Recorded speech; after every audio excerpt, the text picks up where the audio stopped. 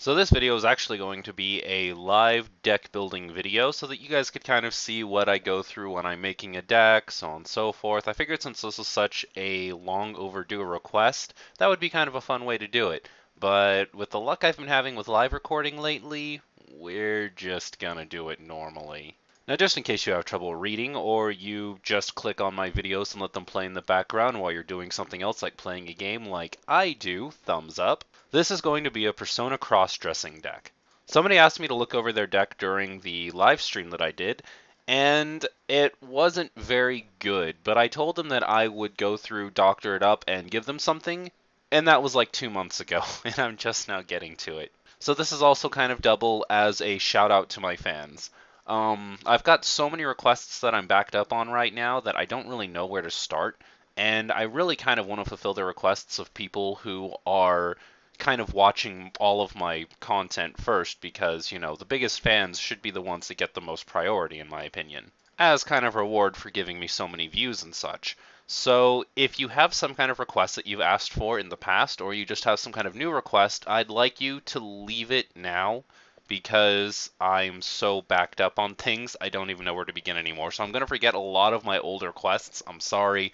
I'm so sorry. But if you had some kind of request and you're seeing this video, please leave your requests in the comments section below, and I'll see if I can get to them a little sooner than 2 months. Enough rambling, let's get that deck list up there. As always, if you're just here to net deck the deck list, then here it is. Please enjoy. All I ask is that you leave me a like on your way out. For the rest of us, I actually have a couple of warnings. The first warning is when I was going through and translating the cards so that I could put them up here as images, I noticed that some of the websites have slightly different translations for the names from the English names. Here for the deck list, I put up mainly just the English names so that it would be a lot easier to find the cards if you wanted to go and build this deck yourself. But when I'm actually talking about the cards, I'm going to use their original Japanese names because it's easier for me. I think if I can go through the trouble of making these videos for you guys can cut me some slack and maybe do some of the research yourself. The other warning I have to give you is if you're trying to play Naoto Shirogane competitively, you can't really do it with just the English cards. It sucks, I'm sorry, I know. Naoto was totally my chick in Persona 4. I understand that she's a lot of other people's waifus as well, and I love her to death, but the Japanese deck just makes the English deck look like a complete joke. Two of the examples I can give are the 1 cost 7500 level 1 beater and the level 2 8500 with Super Encore. These are two of the main cards featured in a lot of competitive Japanese cross-dressing decks, and they are two of the cards that didn't happen to make it into the version E. And these are just examples. But despite that, as I've said many times before, every deck in the game is technically competitive if you are willing to build it correctly, and I've actually had a lot of success with this deck because it has a lot of neat tricks that you don't see in a lot of other competitive decks. So, that's about 3 minutes, probably even 4 minutes of stalling. Let's start looking at the cards. Level 0 for this deck is surprisingly good. Most of the Persona decks have really good 0 play. Naoto Full Strength Following has probably one of my favorite artworks in the game, first off, just to get it out of the way. It just looks really beautiful, that's all I'm saying. But its actual game effect is you can pay 1 and put this in the waiting room when one of your other characters is being front attacked, and you can return that character to your hand, and this actually gives us a lot of advantages. Firstly, the assist we're going to be looking at gives a power boost whenever you play a character from your hand, so you can play that character and get the power boost a second time. Second, characters in the game of Weiss Schwarz keep their effects even when they're reversed, so if your opponent attacks and reverses this character first and then front attacks one of your other characters, you can actually get rid of this character and save that character. This won't work in all situations because if your opponent's really smart and reads your cards, they're going to attack this card last, or if they're not attacking this card at all, it still kind of works, but it's very situational, but when the situation arises, it is a very good card. This has a little bit of late game application because we can use it to save one of our main attackers later too, so just keep her in mind. She's actually a really good card, and you can play her in the back row if you're really paranoid about having her in the front and you haven't gotten your other two assists out yet. The Detective Prince is the only assist we're going to be running in this deck, and honestly, I kind of wish we could run more, but there's a card later that really hurts us the more we splash in that isn't just male and female impersonators, so we've got to stick with it. Its effect really isn't too bad though. It gives all of your impersonators plus 500 power, which isn't that good, but the fact that you can have two of these in play and it gives its power to all of your characters and not just the ones in front of it makes it slightly better. If you have two of these in play, all of your characters get a plus 1000 boost, so its second effect makes it slightly better. Whenever you play a male or female impersonator from your hand, then you can power up one of your characters by 500 power. Because the character that you're playing has hit the field, in order for this effect to activate, you can actually choose the character that you just played. So potentially, if you have two of these in the back row, every time you play a character, you can give another character 1000 more power, including that character that you just played. Potentially, if you happen to play three characters in one turn and you have two of these in the back row, you can actually power up one character by 3000 or even spread it around a little bit. Give one character 2500 and then maybe another character 500 or however you want to split it. Despite it not being a very common thing in this color, this actually gives blue cards the power to be assassins, which is weird. Okay, so normally I talk about the vanillas first, but I saved the vanilla for after we talked about the assist because a lot of people are going to get on my case for running this card. Normally I don't like the level 0 vanillas, but 3000 does hit the shear line, and it's pretty good in this deck because, number one, we need as many imposters as we can get. I said imposters, I meant impersonators. You guys know what I meant. We need as many as we can for a level 2 card that we'll be talking about later. And this card also gets a really nice power up from the assist card we were talking about earlier. If you have one in play, then this is a 3500 naturally and goes up to 4000 the turn that you put it in play. If you have two of those assists in play, then this is a natural 4000 and goes up to 5000 the turn it's put in play. So honestly, the level 0 vanilla really works here. We also need yellow cards to go to our clock at some point because we need to level up with a yellow card by the time we hit level 2 due to a level 2 beta we're using that happens to be yellow. Besides, look at that bottom. Protagonist Chan can be on my field all day long if he wants to. Play ball! Oh man, the elitists are gonna have a field day with this one. But Kudou, why are you using this card instead of just using the cross-dressing Yosuke? Kudou, why don't you do your research? I bet you didn't even know that there's actually a cross-dressing Yosuke card that you could have put here at level 0. I do recognize that the cross-dressing Yosuke is an option, and one that you probably might want to go with. You can definitely take these out and put in that Yosuke if you really like it, but I just don't feel like it has enough application to the deck. Don't get me wrong, there's nothing necessarily wrong with cross-dressing Yosuke, but it really only has synergy with one other card that I'll talk about later, and overall, even then, it doesn't really give us the bonus that we really need out of it. For those who don't know what it is, it's pretty much a card that lets you discard the top card of your deck, and if it has any Soul Trigger icons, you can give one of your Junes characters that many extra soul levels that turn. Overall, I really like number 24 a little bit better because the turn it comes into play, it counts as a 4000. It doesn't get any of the bonuses from our assist, but if we happen to not have any of the assists in play already, then just having a straight up 4000 beat stick is really good. It can also kind of take the spot of one of our protagonist chans if we want to run it into like a suicider or something. Level 1 is our setup level. There's nothing really that special about it, but let's take a quick look.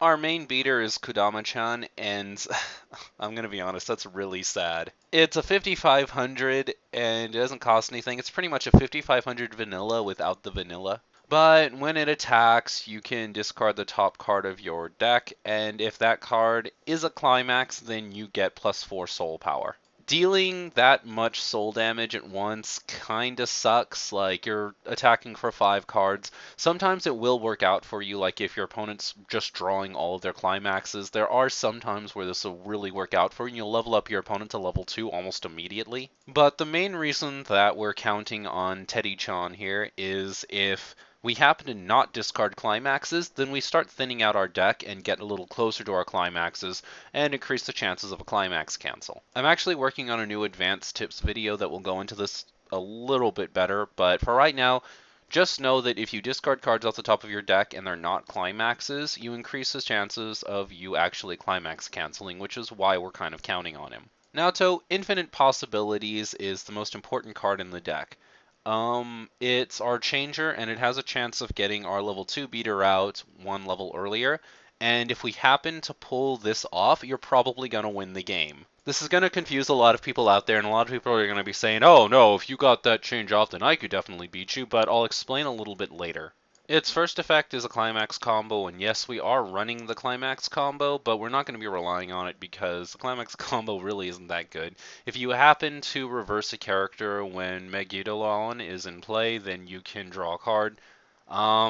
Drawing a card is okay, but chances are this isn't really going to be reversing anything. But no, we're mainly counting on the change. The change has a lot of really good application for us because the level 2 that you're bringing out is really good.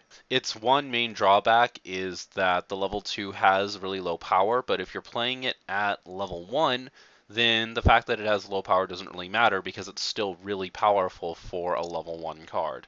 The only really big, huge issue that I have with this card is it needs to be in the back row because if it's in the front row, your opponent's going to reverse it no problem, and you either have to pay the 3 to encore it and then pay another 3 to change it, or just keep it in the back row, which means that we won't be able to have a full set of both of our back row characters if we're doing this, which is a little disgusting. Lastly, we'll be talking about the backup that we're using. It costs 1, which I wish we could use the 1500 backup, but honestly, this one's way better. It gives the regular 2000 backup, but we can also give another 1000 power to one of our police or protagonist characters, which is pretty much all of our beaters in the entire deck except for, obviously, Teddy. And that's really good. We could even just give both bonuses to one character, and that character gets plus 3000 power, which isn't that bad for a level 1 backup. Also, the fact that it can be used to give the 3000 bonus to a protagonist character is really relevant. More on that later. Level 2 is very light but very powerful. Let's just get straight to looking. Naoto and Yamato is pretty effing good. Just having this card makes the cross-dressing deck work, even though we don't actually have a lot of the other pieces we need. Whenever this card attacks, you can pay 1 stock, and you can discard the top card of your deck. And if that character is a cross-dressing character, then you heal 1 from the clock. It also swings for 2 soul damage. So not only is it really good at getting rid of your opponent's clock, but it keeps you alive forever. Now, obviously, the main problem with this card is that 7500 power. It can go up to 8500 if we have a full back row, but that's still really weak. Keeping this card alive is difficult, but a core part of our strategy. It's one of the main reasons we're running 4 of the backup so that we can step over things, and 4 of the Naoto full power follow-up so that we can put this card in our hand if our opponent is front attacking it and is going to kill it for sure. However, despite all of that, if you happen to pull this card off at level 1, you are pretty much unstoppable, because at level 1, not only are you slashing off 2 from your opponent's deck into their clock, but you're also very, very hard to level up, because you constantly keep healing yourself.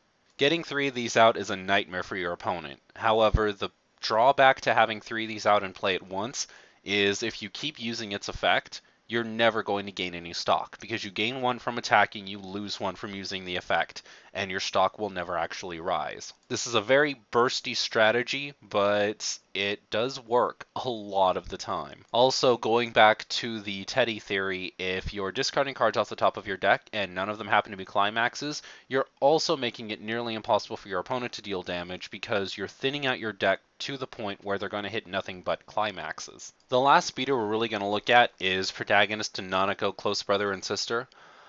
This could pretty much just be a staple in any deck because it's ridiculously good. For those who didn't watch my June S deck and don't understand much about this card, whenever it attacks, it gets plus 1000 power for every level your opponent has. So, for example, let's say you're attacking a level 1, it goes to 8,000. It's going to step over it. If you're attacking a level 2, it's going to go to 9,000. It's going to tie with the vanillas and step over a lot of other things. If you're attacking a level 3, you're attacking at 10,000, which is the power that, like, level 3s are at. So it's all in all really good with no drawback. The reason that we have to use it here is because one of the things about cross-dressing Naoto decks is you get a lot of hand advantage. There's a lot of cards that let you draw, and you have a really huge hand, but nothing to actually use it for, which is where Encore comes into play. We don't actually have any of the good encoring cross-dressing cards in this English metagame, which sucks. There's a lot of cards missing from a lot of the really key decks, and I think they did that to neuter the power a little bit. But that we're getting completely off topic.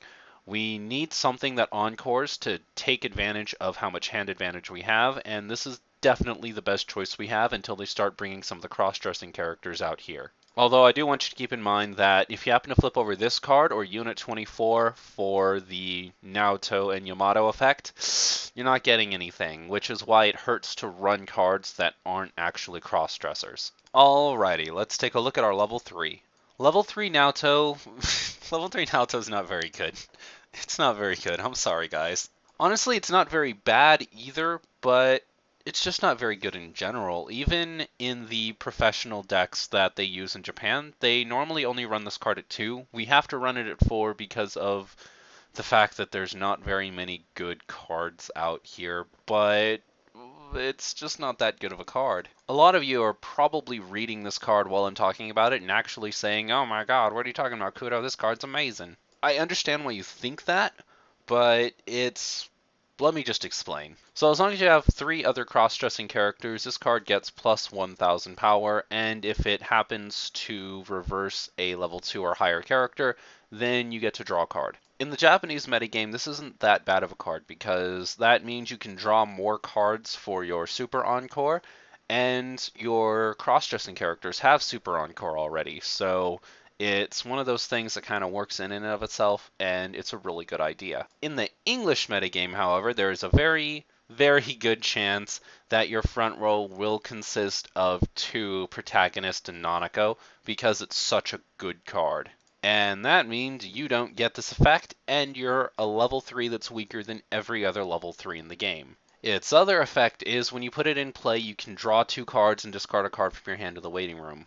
This isn't bad if you are about to deck refresh and you somehow got stuck with some climaxes, but as a lot of you know, I don't like level 3s that have you draw cards, because if you happen to draw into your climaxes, you're in trouble. Level 3 is the point in the game where the game checks to see who was managing the resources the best by rewarding that player with the most climax cancels. If you are able to keep 8 climaxes in your deck to the final level of the game, if you have plenty of stock that isn't climaxes, if you have a decent hand size that isn't climaxes, then you get a lot of climax cancels. If you're drawing cards, then you're increasing the chances that you're going to climax cancel.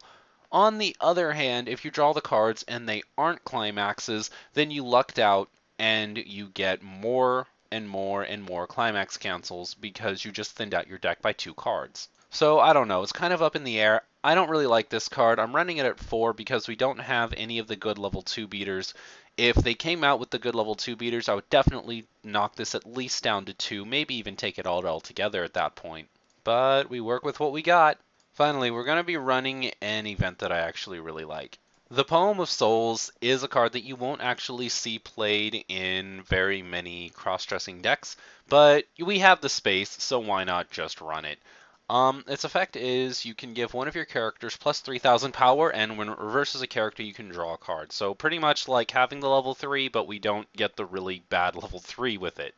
If this card costed a single stock, I probably wouldn't run it, but the fact that it's free 3000 power, and we also get to draw a card that Nanako can totally use to just discard and stay alive, makes it a runnable card, at least a 3. This also kind of helps us with the fact that our level 2 beater is really kind of weak.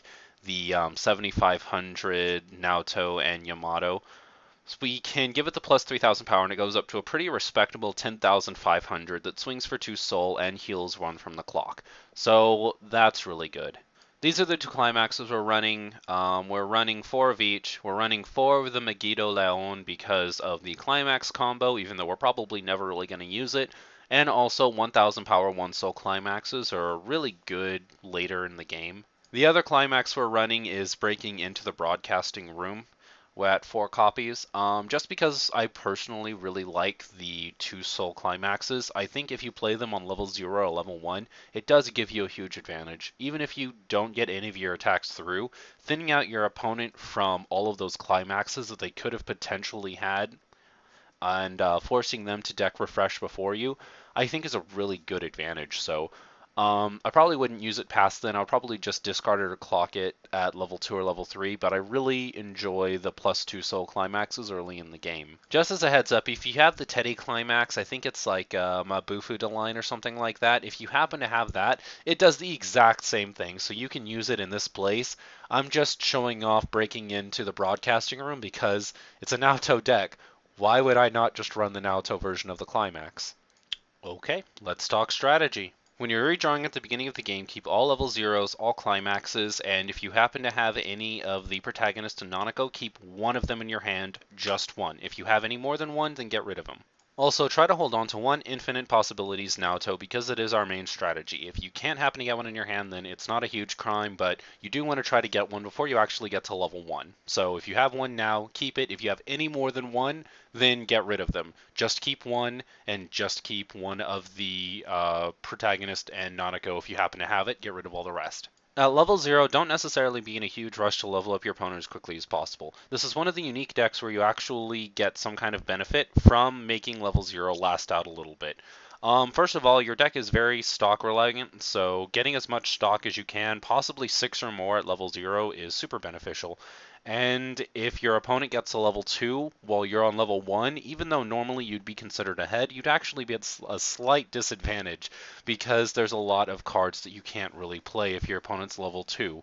So here on level 0, I'd actually almost play EI with your opponent a little bit. If your opponent plays 2 characters, then play 2 characters to reverse them, but maybe leave the open spot free and let your opponent level you up first. Again, I know this sounds absolutely retarded. I know you don't actually want to do this, but if you can do it, if you can starve your opponent out a little bit, try to do it to gather yourself enough time to maybe get a Yamato into your clock so that when you level up, you have a guaranteed one in your waiting room, or even just give yourself a chance to get an infinite possibilities in your hand and get your back row set up.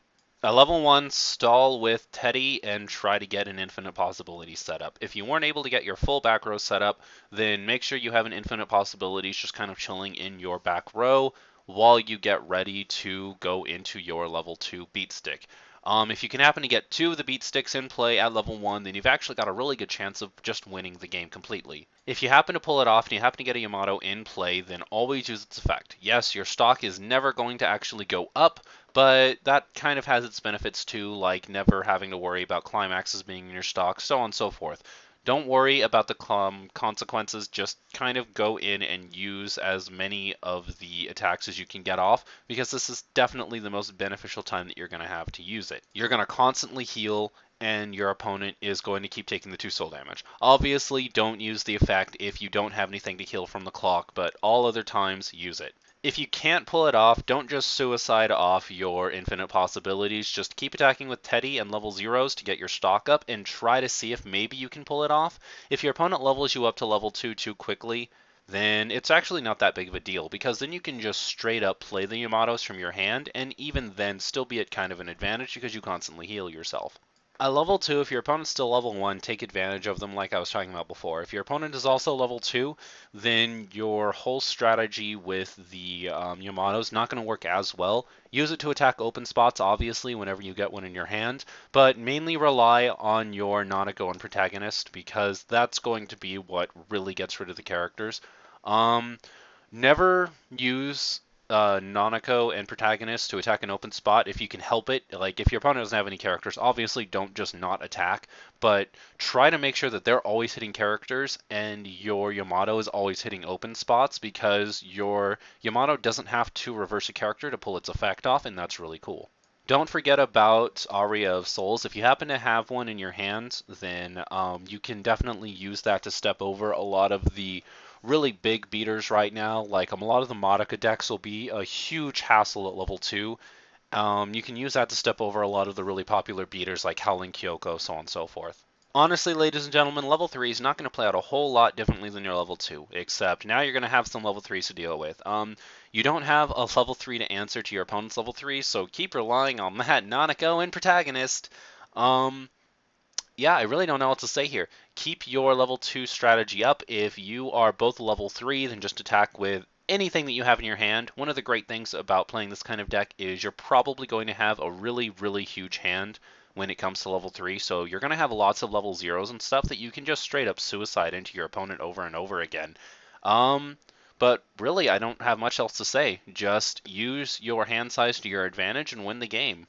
And that's pretty much it for my video. Wow, did we really hit almost 30 minutes? I am so sorry, guys. Well, regardless, I do hope you enjoyed the video. Please leave me a like. Those things really do help me out. Comment on your thoughts on the deck on the comment section below. Let me know if you found any new combos, new strategies that might work in the English metagame.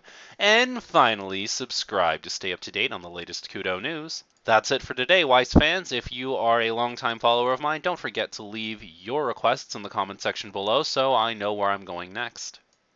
Until next time.